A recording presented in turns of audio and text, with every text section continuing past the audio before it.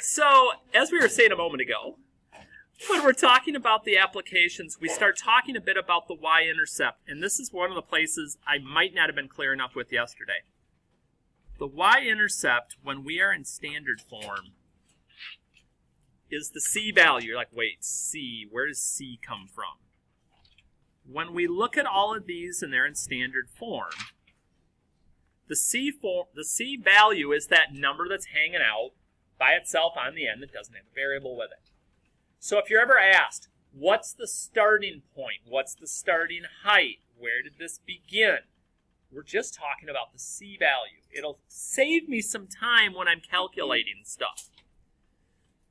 So our other reminders, time usually means finding the x-intercept. Usually. Height can be one of two things. Initial height, starting height, is the y-intercept, is the C value. Maximum height is just finding the y value of the vertex, which again is on here. And then when we deal with money, x is the units we're selling and y is the revenue that it produces. So what I want to do is I want to do the first two problems on here with you. And then I'm going to leave you the last three again, just to kind of play with this again. Get used to using your yellow sheet, looking for the keywords and things like that. So, this first one. The height in feet of a firework at any time t in seconds during its flight can be estimated by this formula. After how many seconds will the firework shell land? Now, couple of suggestions. Before you start trying to do math, let's try and figure out what we're looking for. So, alright. So I got this firework. It hits a certain spot. And then it comes back and lands. It lands at the x-intercept, whether it says ground, land, whatever it is. It's hit its bottom spot. So I'm going to be looking to see when it hits the ground. What is the initial height of the firework? That's my C value. And what's the maximum height? Max value, height, up and down like the y-axis. So it's the y value of my vertex. So sometimes just figuring out before I ever start, okay, what am I looking for? Okay, so now, x-intercept. Remember, when we're looking for intercepts, zeros, we've got this little help of ours that we can use when we're going into the graphing calculator. So, I get this out. I'm going to break out my original equation here for this problem. In the y equals negative 4, I use x, so negative 4x squared plus 18x plus 12. If I want to take a look at the picture of it for a minute so I can see what it is I'm looking for, that's okay. So basically I say, okay, it went up, and it hit the top, and now it's coming back down. I'm looking for this number, and it looks like it's a little more, 1, 2, 3, 4, like a little more than 5. So I have an idea in my head about what this will be. Second, trace. We want number 2. We're looking for the 0. Now, when we looked at these yesterday, our little cursor showed up right away. Today our cursor's like frightened or something because it's not there. So, since this is what I'm looking for, I'm going to start hitting my right arrow, and I'm going to watch my y value here. So it seems to still be going up. Now, hopefully it's going to start coming down here soon. Okay, now it's starting to come down. 27, 20, we should be in the screen soon. Okay, here I come. I want to get as close as I can to the x-axis. Now, those both seem pretty close. So either one of those is fine. I'm not hitting enter yet. Once I get as close as I can, I'm going to left arrow 1, 2, 3 times, and I'm going to hit enter. Little triangle shows up. Okay, that's setting my border. It's setting my range where I'm looking for this value. And then we're going to do 6 to the right. And I had somebody ask this morning, why are you doing 6? What's the reason for that? Well, let me tell you. When I go 1, 2, 3 to the right, that gets me back where I started. And now I'm actually doing my 1, 2, 3 to the right. So it's really the same as that. I hit enter again. Arrows are pointing at each other. Okay, we're closing the gap here. If the arrows are pointing out, we did it backwards. And once they're together, we hit enter one last time. And we'd said before, the answer looked like it was a little more than 5. Well, it is. Okay, if you say 5.09, if you say 5.1, I'm perfectly fine with either of those. And we get you set. So look at the next one. What's the initial height of the firework? What's the C value?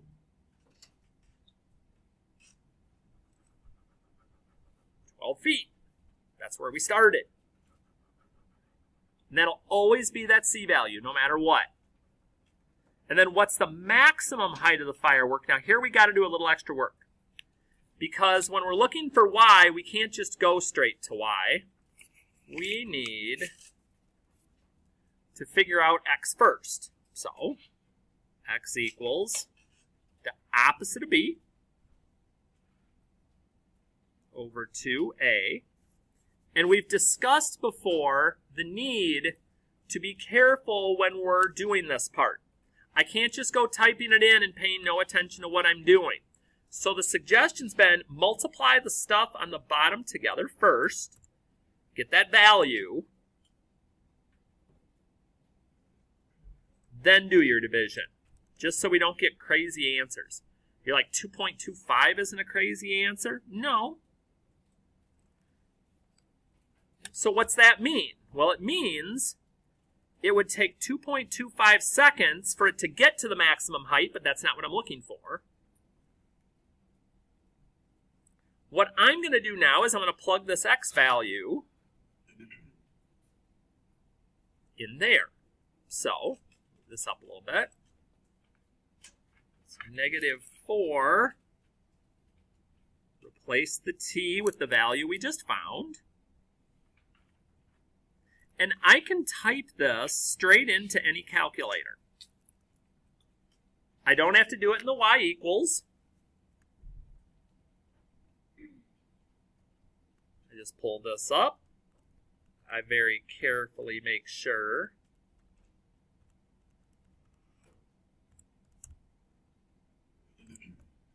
and again, decimals don't mean you're wrong. Applications, it probably more than likely means you're right.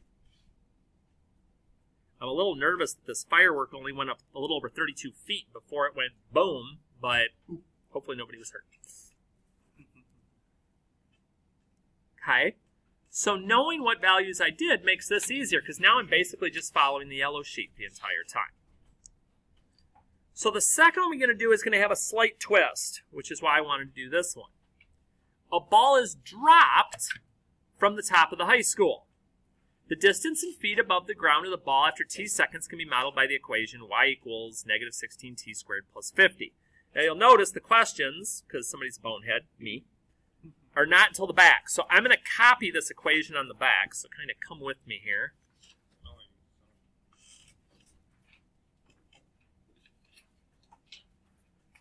But I noticed something.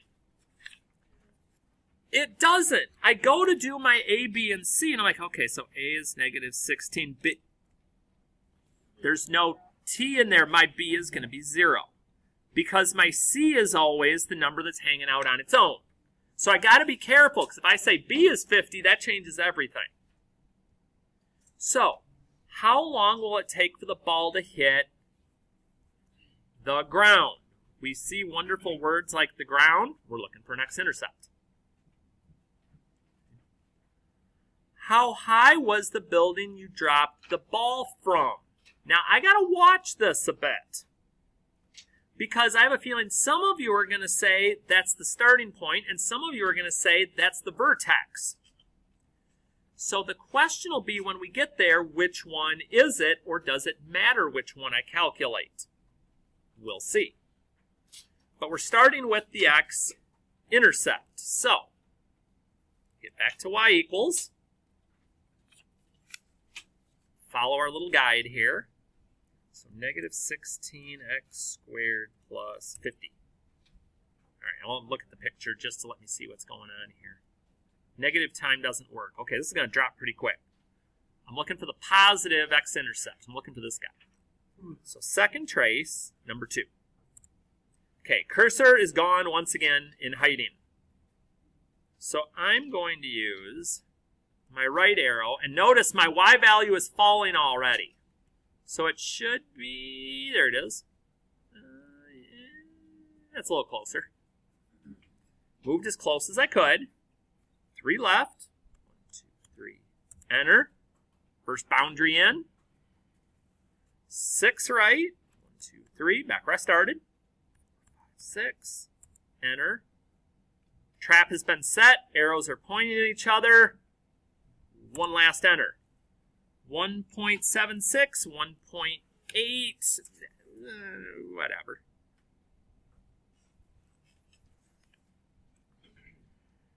Now comes the question. How high was the building you dropped the ball from? So am I looking for the y value of the vertex, or is that the initial?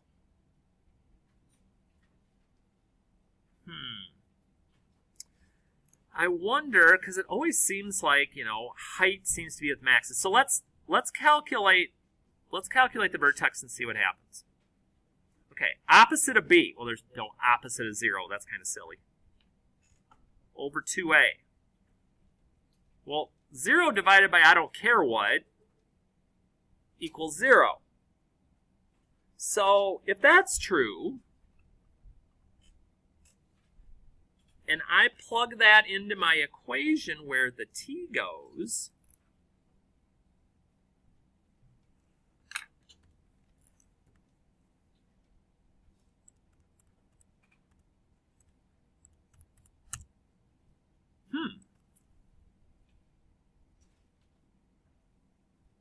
is it a coincidence that the same value I got figuring out the y value of the vertex is the same as my c value? When there's no b, no, there's no coincidence. They'll both be one and the same. Because the height of my vertex is going to be the starting point when that happens. So when in doubt, go with your vertex, just to be sure. Okay? But it's just one of those things to ponder. So the rest of them are pretty straightforward on what they're asking you, and they're more like the ones that you'll see when we're doing this on the quiz. So 3, 4, 5 are going to be your job to do once we get done with one more little review thing. This is like review day 1 of 2 for the upcoming quiz that we're looking at. So review 2 part, we're going to do the evens. Okay, so the evens means there's only 6, so we're not going crazy here. I'm going to do, actually, though, I think I'm going to go into odd mode. I know, you're odd all the time. Okay, so we're going to do an example of vertex form, an example of standard form, to kind of remind you how this works. So these first ones are in vertex form. So let's do a little mini review here on what information I can get in vertex form. So that's standard vertex form.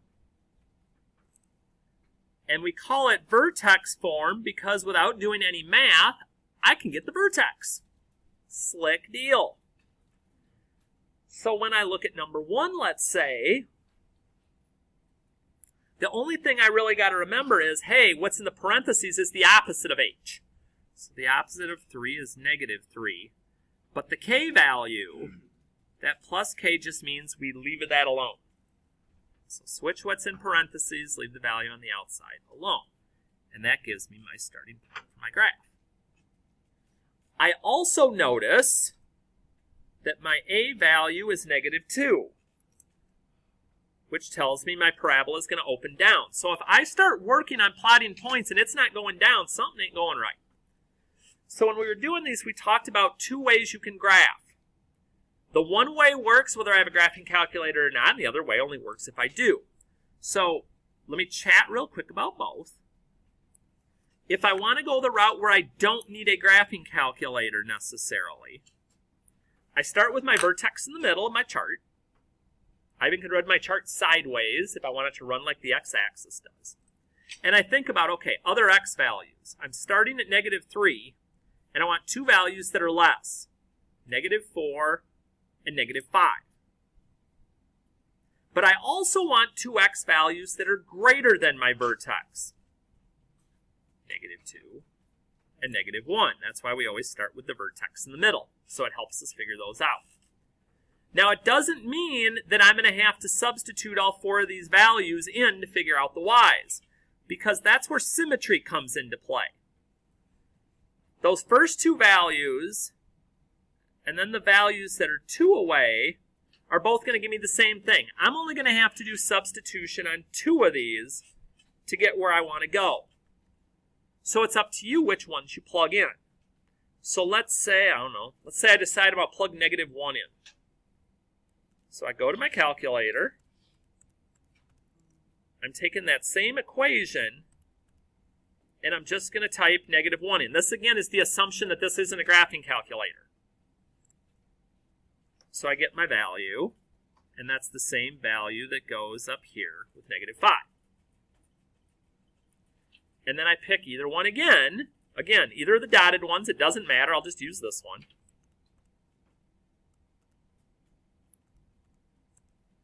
You got to still type it in correctly, except for taking out the x and replacing it with the value.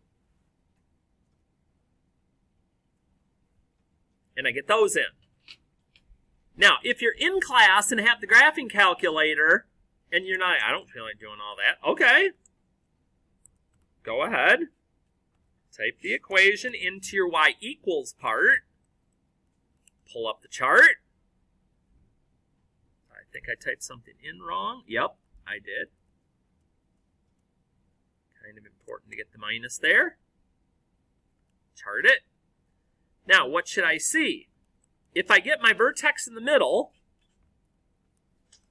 I should see symmetry, the same values above and below. And also notice, check out my values. -4, 6, -2, 6, -5, -12, -1, -12. So either works. I get the numbers that I need.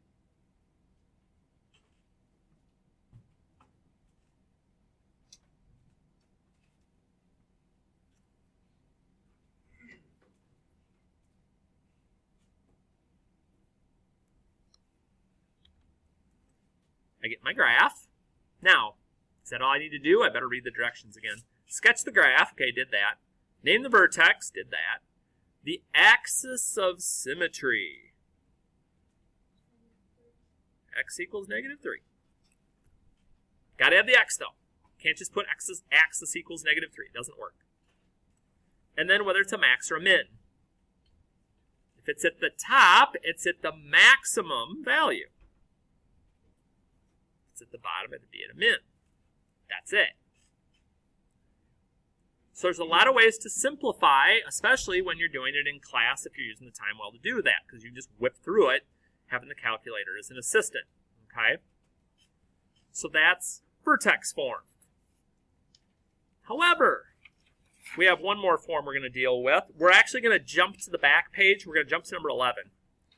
Because it's got one twist that I thought might cause a problem, and I want to make sure we don't have a problem. So when we're doing standard form, we're back to ax squared plus bx plus c. Usually a good idea to label your ABC values. So you're like, okay, a is -1, b is -4, ruh-roh.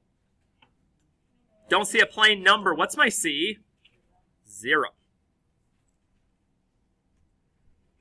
So just like we've done, we've even got the sheet if we need it.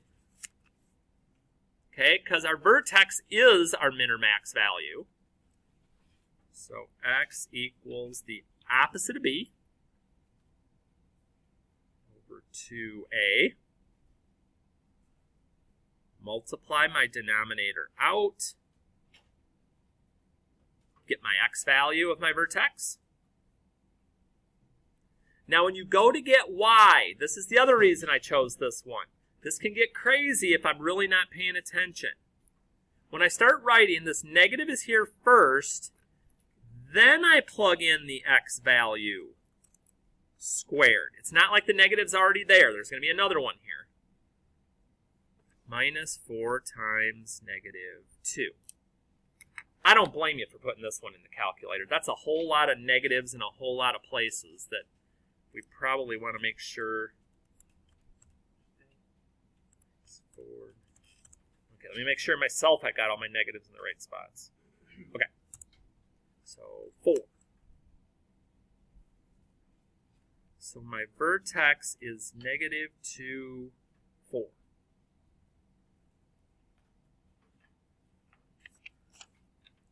Since my A value is negative,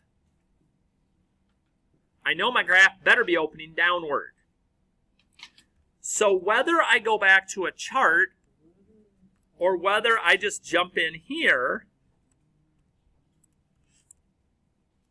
and say, all right, let's get that vertex in the middle. I see symmetry. So I've got negative 3, 3, negative 1, 3, 0, 0, negative 4, 0.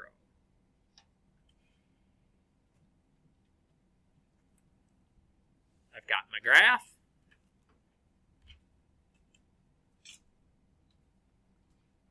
I've got my axis of symmetry, just the x value of my vertex. And again, my point is at the top. Means I've got me a max. So evens to get some practice with some stuff. If you're still finding some struggles, hey, pop an odd or two in there. It's all good. But, I mean, it's a grand whopping total of 9 problems. So with 20 minutes, 9 problems, I think this is doable.